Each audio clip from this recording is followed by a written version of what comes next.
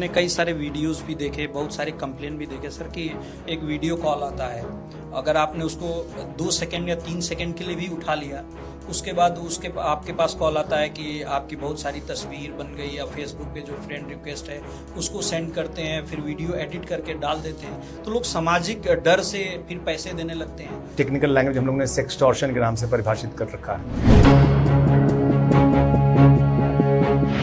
कि अगर वो किसी से कुछ कॉन्फिडेंशियल बात कर रहा है, एक काम करो व्हाट्सएप कॉल करो, क्या है ये, इस पे थोड़ा सा हम जानना चाहेंगे। कई बार अपने मन में अविश्वास रहता है कि हम जिन विषय पे बात करना चाहते हैं वो कितनी सही है या नहीं है, तो क्या इसकी शेयरिंग कहीं हो जाए, वो कहीं ना कहीं मन का वो हम कह सकते हैं कि भय भी होता है। पैसा रिकवरी जो है वो एक चुनौती सामने होती है कि 1 लाख से कम है, या वो ट्रेस तो हो गया लेकिन पैसा नहीं आ पा रहा है। माननीय उच्च न्यायालय ने ऑर्डर किया है कि वो बिना एफआईआर के रजिस्ट्रेशन के भी पैसा वापस कर दिया जाए। माननीय प्रधानमंत्री जी को इस बात को बोलना पड़ा जो उन्होंने 3 शब्द दिए, स्टॉप, थिंक, एक्ट, रुको, सोचो, करो। अगर आप अपराध से ग्रस्त होते हैं तो सिर्फ उसके 2 कारण, पहला लालच, जो सबसे बड़ा है लालच, और दूसरा है भय। शुरू के दौर में आपको किसी ने 1000 रुपये पे उसको डबल कर दिया 2000, फिर आपने और लगाया, उसके बाद आपने बड़े धन का इन्वेस्टमेंट किया, आप इस लालच में आए। हमेशा मेरा मानना है, इसलिए नहीं कि पुलिस ऑफिसर हूं, नथिंग कम्स फॉर फ्री, मुफ्त में कोई चीज नहीं आती। मेरा सबसे निवेदन होगा कि बिना वक्त गवाए, जो मेडिकल साइंस में गोल्डन आवर का कॉन्सेप्ट है, कि जितनी जल्दी आप तुरंत 1930 पे कंप्लेंट अपना लॉज इन करें।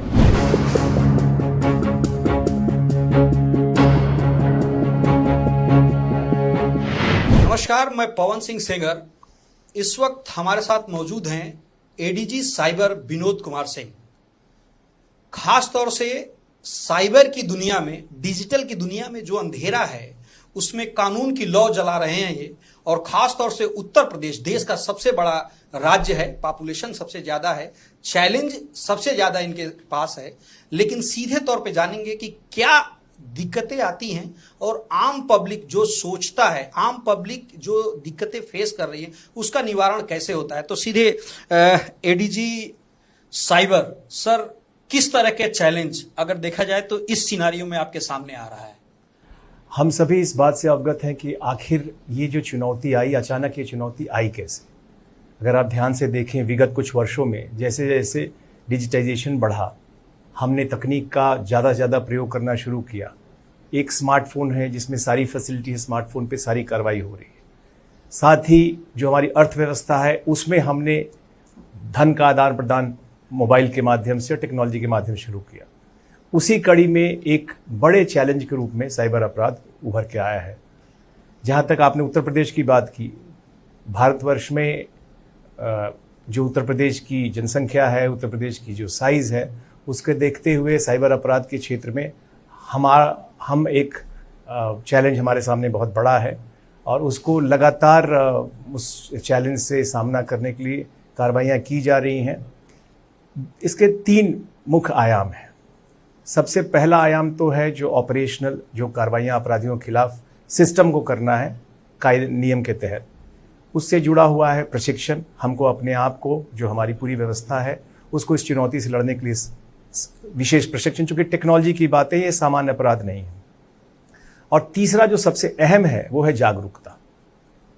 किसी भी अपराध को हम पुलिस ऑफिसर्स के लिए पहली बात होती है प्रिवेंशन, एंड दूसरा एस्पेक्ट होता है डिटेक्शन।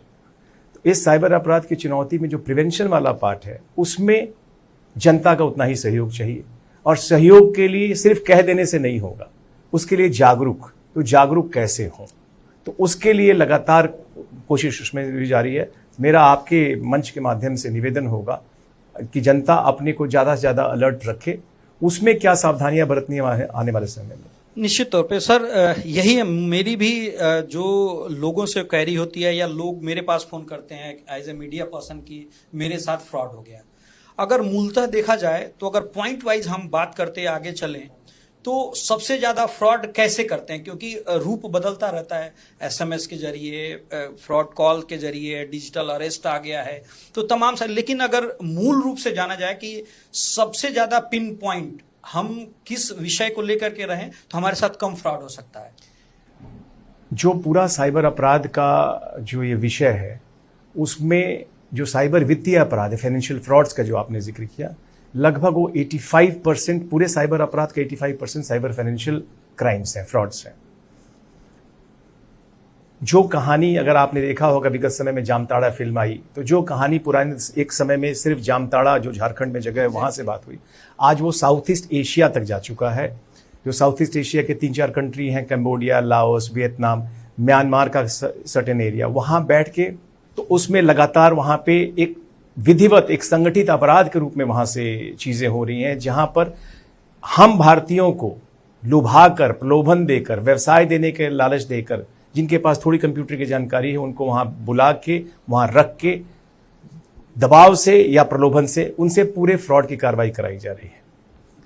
दूसरा विषय जो आपने कहा कि कौन से अपराध, साइबर अपराध में, वित्तीय अपराध में, मुझे ये जरूर कहना है कि 2 कारण से आप अपराध में, अगर आप अपराध से ग्रस्त होते हैं तो सिर्फ उसके 2 कारण हैं। पहला लालच, जो सबसे बड़ा है लालच, और दूसरा है भय। मेरा सभी से निवेदन होगा कि कॉमन सेंस, मैं बार बार कहता हूं, थोड़ा application of basic common sense, एक सामान्य ज्ञान, जो चीज थोड़ी असहज है, जहां ये लालच दिया जा रहा है, जितने भी इधर हम लोगों ने अध्ययन किया अपराध का, शुरू के दौर में आपको किसी ने 1000 रुपये पे उसको डबल कर दिया 2000, फिर आपने और लगाया, उसके बाद आपने बड़े धन का इन्वेस्टमेंट किया, आप इस लालच में आए। हमेशा मेरा मानना है, इसलिए नहीं कि पुलिस ऑफिसर हूं, नथिंग कम्स फॉर फ्री, मुफ्त में कोई चीज नहीं आती है। तो इन तरीके के प्रलोभन से बचें और थोड़ा संयमित होकर कार्रवाई करें। जो आपने डिजिटल अरेस्ट की बात कही, वो भय है। भय किस बात का? अगर हमने गलत नहीं किया है, गलत तरीके से हमने धन अर्जन नहीं किया है, किसी के साथ हमने गलत नहीं किया है, तो अगर हमें कोई फोन आएगा तो मैं उस पर भयभीत नहीं होगा। हमारी मनोवैज्ञानिक रूप से हमको दबाव में लेकर, साइकोलॉजिकली हमको परेशान करके, तब उस पर अपराध हो रहे हैं। नहीं, मैंने कई सारे वीडियोस भी देखे, बहुत सारे कंप्लेन भी देखे सर, कि एक वीडियो कॉल आता है, अगर आपने उसको 2 सेकंड या 3 सेकंड के लिए भी उठा लिया, उसके बाद आपके पास कॉल आता है कि आपकी बहुत सारी तस्वीर बन गई, या फेसबुक पे जो फ्रेंड रिक्वेस्ट है उसको सेंड करते हैं, फिर वीडियो एडिट करके डाल देते हैं, तो लोग सामाजिक डर से फिर पैसे देने लगते हैं। उस तरीके से कैसे उससे बचा जाए, या किस तरीके से उसका कंप्लेन किया जाए? ये जो आपने कहा है वो उसको हम टेक्निकल लैंग्वेज हम लोगों ने सेक्सटॉर्शन के नाम से परिभाषित कर रखा है। तो जो विभिन्न आयाम हैं साइबर फाइनेंशियल फ्रॉड के, उसमें sextortion, digital arrest, investment fraud, KYC fraud, ये तो उसका क्लासिफिकेशन है। बट मेरा सिर्फ ये कहना है कि ऐसी स्थिति में थोड़ा संयमित रह के, थोड़ा कॉमन सेंस लगा के, बहुत ज्यादा मैंने जैसे पहले भी कहा, कॉल्स आते हैं, आप उन कॉल्स को आप सोचिए, ये कॉल क्या मेरे लिए हो सकता है? हर कॉल को उठाने की जरूरत नहीं है, इसलिए अपने को अलर्ट रहने की बात। लेकिन अगर हम इंसान हैं, इंसानी फितरत है, गलतियां हो जाती हैं, तो हो जाने के बाद मेरा सबसे निवेदन है कि भारत सरकार के लेवल पे 2018-19 में जब ये चैलेंज आना शुरू हुआ, तभी से इनिशिएटिव लिया गया, और national cyber crime coordination centre है दिल्ली में, जिसके तहत नेशनल साइबर हेल्पलाइन नंबर्स की शुरुआत की गई, जिसका नंबर है 1930। इस चीज को मैं स्पष्ट करना चाहूंगा कि आपके साथ अगर घटना हो जाती है, लाख सावधानियों के बावजूद भी, तो बिना किसी झिझक के, बिना किसी संकोच के, बिना किसी शर्म के, कई ऐसे दृष्टांत आए हैं, पत्नी का पैसा जा रहा है लेकिन वो पति से संकोच में नहीं बताया, और जब अच्छा खासा पैसा चला गया तब पति को बताया, या अन्य रिश्तों में।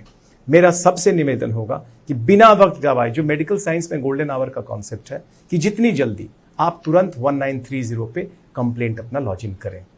वो सबसे आसान माध्यम है, टोल फ्री नंबर है, आप डायल करें। अगर तुरंत नंबर नहीं भी मिलता, थोड़ा धैर्य रखें और लगातार डायल करें और कर दें। और नहीं तो अगर आप जा सकते हैं तो ncrp.gov.in, वो आप वेबसाइट पे भी कर सकते हैं। लेकिन आम आदमी के लिए सबसे आसान है 1930 पे कॉल करना, तुरंत कंप्लेंट रजिस्टर होती है। यहां स्पष्ट करना चाहूंगा, कंप्लेंट सबसे इंपॉर्टेंट है, क्योंकि ये जो अपराध का जो पूरा इस चुनौती से जो एक ढांचा बनाया गया लड़ने के लिए, FIR बाद में, सबसे पहले एक बार आपकी कंप्लेंट रजिस्टर हो गई तो पूरा बैंकिंग सिस्टम जुड़ा हुआ है पूरे सिस्टम से। तो जैसे ही आपने कंप्लेन किया तो बैंकिंग सिस्टम जागृत हो जाता है। सबसे महत्वपूर्ण है पैसे को बचाना, क्यों पैसे को हम फ्रीज कर लें, क्योंकि पैसा एक बार बैंकिंग सिस्टम से निकल गया तो फिर उसको वापस लाना मुश्किल होगा। एक सवाल सर, जो हम लोग कभी सुनते हैं कि अगर 1 लाख रुपए से ज्यादा का फ्रॉड है, 1 लाख से नीचे का फ्रॉड है, या साइबर में हम कंप्लेन करते हैं तो आपकी कंप्लेन फॉरवर्ड कर दी गई है, फिर जो है वो चक्कर लगाना, क्योंकि क्या होता है कि कोई लखनऊ में बैठा है, कोई बेंगलोर में बैठा है, नौकरी कर रहा है, अगर उसकी वाइफ का पैसा चला गया तो वो कंप्लेन कर रहा है तो फिर उसको आना पड़ता है। जैसे हजरतगंज में आपका साइबर थाना है, तो फॉरवर्ड कर दिया गया, लेकिन उसका कंप्लेंस या पैसा रिकवरी जो है वो एक चुनौती सामने होती है कि 1 लाख से कम है, या वो ट्रेस तो हो गया लेकिन पैसा नहीं आ पा रहा है, तो उसमें लोग काफी उलझे से रहते हैं। आपकी बात एकदम सही है, कोशिश लगातार उसमें है। पहला स्टेप है कि हमने पैसे को बचा ले, तो पैसा एक बार बैंकिंग सिस्टम में फ्रीज हो गया, लेकिन उतना ही महत्वपूर्ण है कि जिसका पैसा है उसका पैसा उसको वापस मिले, जो एक पीड़ा का विषय, मेरा पैसा तो है और वो भाग रहा है। कुछ माननीय उच्च न्यायालय ने ऑर्डर किया है कि वो बिना एफआईआर के रजिस्ट्रेशन के भी पैसा वापस कर दिया जाए। हम लोगों ने भी इस चीज़ को टेकअप कर रखा है कि ऑनरेबल हाई कोर्ट इलाहाबाद से कि सर्टेन स्टेट्स में ऐसा हुआ है कि हमारे यहाँ भी हो जाए, लेकिन सिस्टम को और दुरुस्त किया जा रहा है। हम 1930 के अपने अभी हमारे 20 डेस्क चलते थे एक समय में, अब हम 30 डेस्क और नया सेंटर हम लोग क्रिएट कर रहे हैं। इसी महीने टोटल 50 हो जाएगा, अगले कुछ दिनों में वो क्रियान्वित हो जाएगा। तो डिमांड एंड सप्लाई को मीट करने के लिए, डिमांड ज्यादा, कॉल्स ज्यादा आ रहे थे और हम उतने कॉल्स ले नहीं पाते, कॉल्स मिस हो रहे थे, तो ज्यादा से ज्यादा पीड़ित तक पहुंचने की एक कवायद है, एक इनिशिएटिव है यूपी सरकार द्वारा, यूपी पुलिस द्वारा, कि हम 20 के बजाय 50 डेस्क पे कॉल सेंटर बढ़ाने का। Yes, number of desk. अभी तक हमारा 112 के साथ को लोकेटेड था, तो हम 20 डेस्क 1930 के थे, हम 30 डेस्क और उसमें बढ़ा रहे थे, हमारे 50 डेस्क हो जाएंगे एक समय में, तो ज्यादा कॉल्स को हम ले पाएंगे, ज्यादा पीड़ितों को अटेंड कर पाएंगे, और तुरंत हम मशीनरी को एक्टिवेट करें, पैसा बचाएं। पार्ट 2 की जो आपने बात कही है, पैसा पीड़ित तक वापस होने का, उस सिस्टम को भी और सिंप्लीफाई करने की कोशिश की जा रही है। सर, बहुत सारे जैसे कॉल्स आते हैं, उनके पास बहुत सारे डिटेल होते हैं, जिसको फोन करते हैं उनके पास डिटेल्स होते हैं।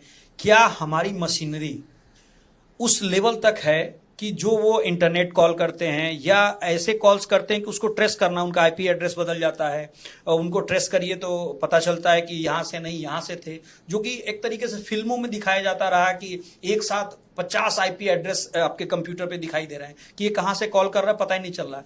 ये क्या हकीकत है और क्या हम लोग सक्षम है इस चुनौती के लिए कि अभी? और आप इस बात से सहमत होंगे कि ये जो अपराध का प्रकार है, ये थाना सेंट्रिक नहीं है, जिला सेंट्रिक नहीं है, स्टेट सेंट्रिक भी नहीं है, नेशनल भी नहीं है, बियॉन्ड नेशन है। Exactly. इसके अंतर्राष्ट्रीय आयाम है।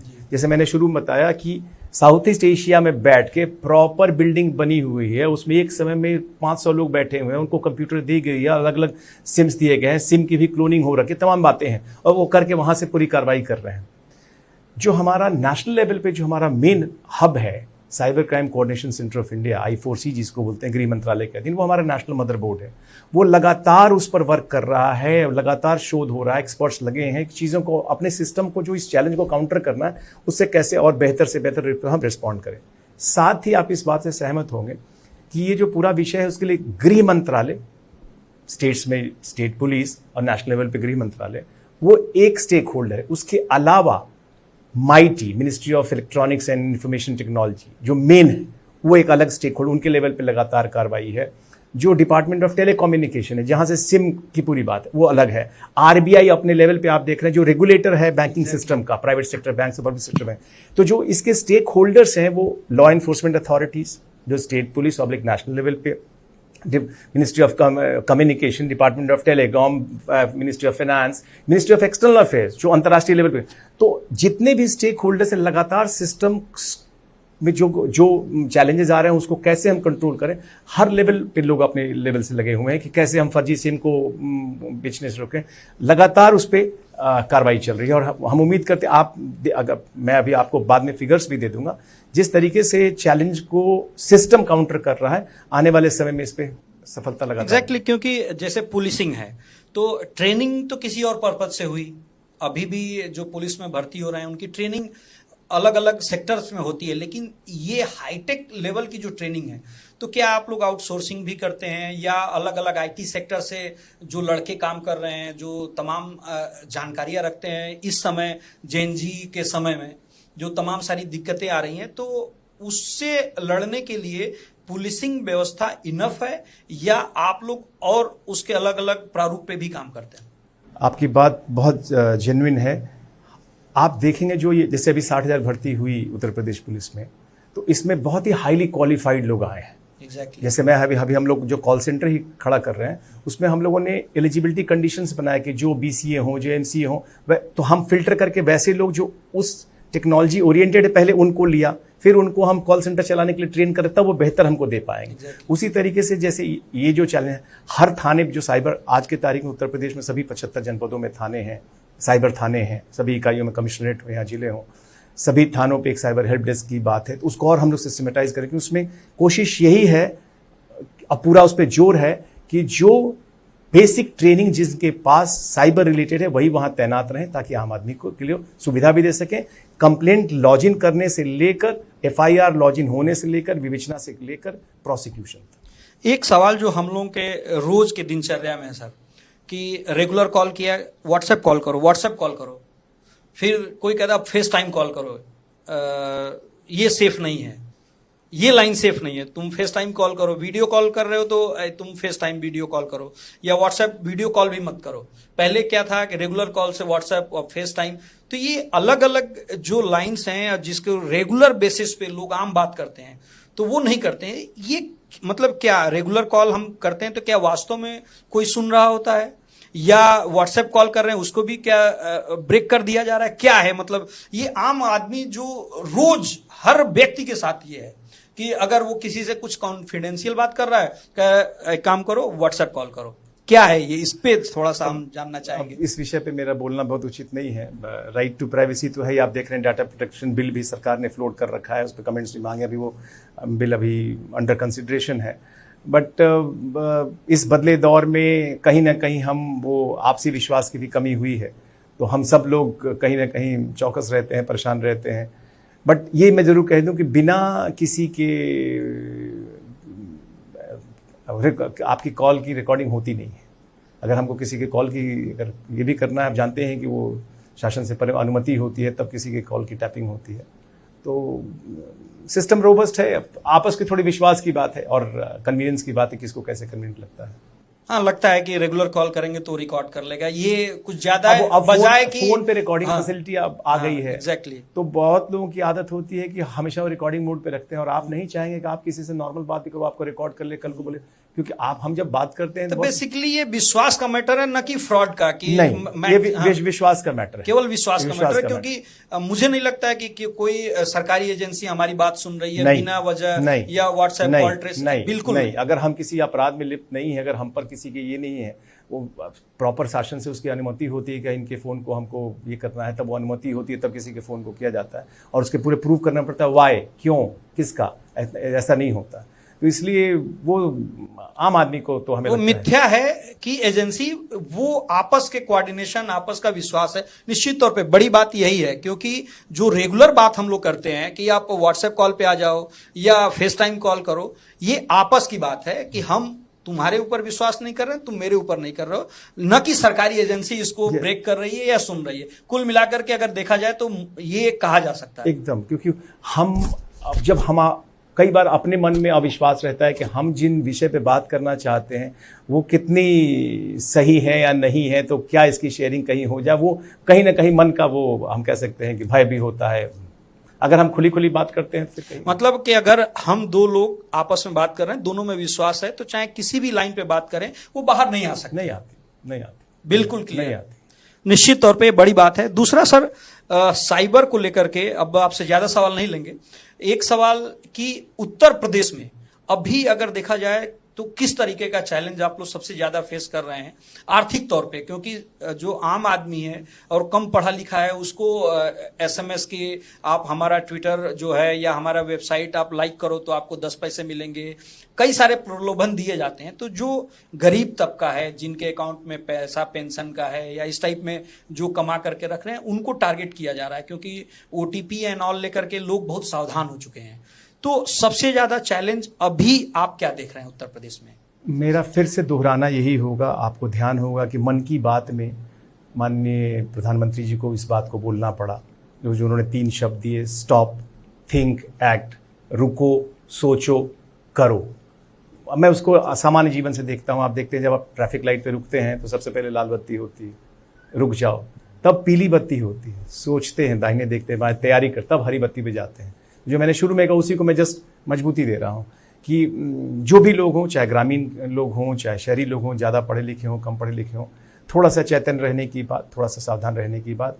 जो आपने विषय कहा उसमें एक विषय है जिस पे कार्रवाई चल रही, म्यूल अकाउंट्स, जिसको म्यूल अकाउंट्स बोलते हैं। म्यूल का मतलब होता है खच्चर, जैसे कि आपका अकाउंट है, उस अकाउंट को उसके लिए यूज़ किया जा रहा है, उस पर भी कार्रवाई चल रही है। कैसे म्यूल अकाउंट्स, उस पर बैंकिंग सिस्टम वर्क कर रहा है। इसलिए मैंने कहा ना शुरू में ही कि टेलीकॉम सिस्टम सिम पे वर्क कर रहा है, म्यूल अकाउंट्स के लिए बैंकिंग सिस्टम वर्क कर रहा है, अपराधियों पे गृह मंत्रालय और लॉ एन्फोर्समेंट एजेंसीज वर्क करें। तो सब लोग मिलजुल के एक प्रयास है और हमें पूरा विश्वास है कि जो एक आपने देखा होगा चुनौतियाँ अलग अलग प्रकार की आती हैं, चूँकि समय बदला तो इसलिए एक चुनौती आई और बहुत जल्द ही इस पर प्रभावी नियंत्रण होगा।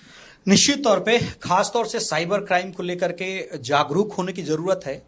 और जैसा कि एडीजी सर ने बताया कि अगर आप जागरूक हैं तो निश्चित तौर पे आपके साथ फ्रॉड नहीं हो सकता है, लेकिन अगर फ्रॉड होता है तो एक नंबर है 1930 जिस पे तत्काल प्रभाव से आप कॉल करें बिना सोचे समझे, ताकि जो आपका पैसा गया है, आपके साथ जो भी क्राइम हुआ उस पे कार्य शुरू हो जाए, उस पे अधिकारियों के संज्ञान में जाए, बैंकिंग सेक्टर में उस पे काम शुरू हो जाए, ताकि जो आपका है वो बचा रहे, वो बाहर न जाए। क्योंकि जो कानून के हाथ हैं वो लंबे जरूर हैं, लेकिन जो फ्रॉड हैं उनके भी हाथ बहुत लंबे हैं और केवल देश और प्रदेश से नहीं, विश्व के अलग अलग कोने से बैठ करके बाकायदा एक सेंटर बना करके फ्रॉड किया जा रहा है। तो निश्चित तौर पे उससे बचने के लिए सबसे बड़ी प्राथमिकता है जागरूक होना, और जागरूक आप होंगे तभी बच पाएंगे, और उसके लिए आप सरकार का साथ दें। प्रधानमंत्री नरेंद्र मोदी ने बार बार इस बात को लेकर के जिक्र किया, और जैसा कि बीके सर भी बता रहे हैं कि किस तरीके से आप सजग होकर के अपने और अपने आसपास के लोगों को इन तरह के फ्रॉड होने से बचा सकते हैं। बहुत बहुत धन्यवाद सर आज के लिए, और बहुत जरूरी था इस पे लोगों तक मैसेज जाना। तो भारत एक्सप्रेस निश्चित तौर पे आपके इस मैसेज को प्रदेश में, देश में ले जाने का काम करेगा। आभारी हूँ। Thank you. Thank you.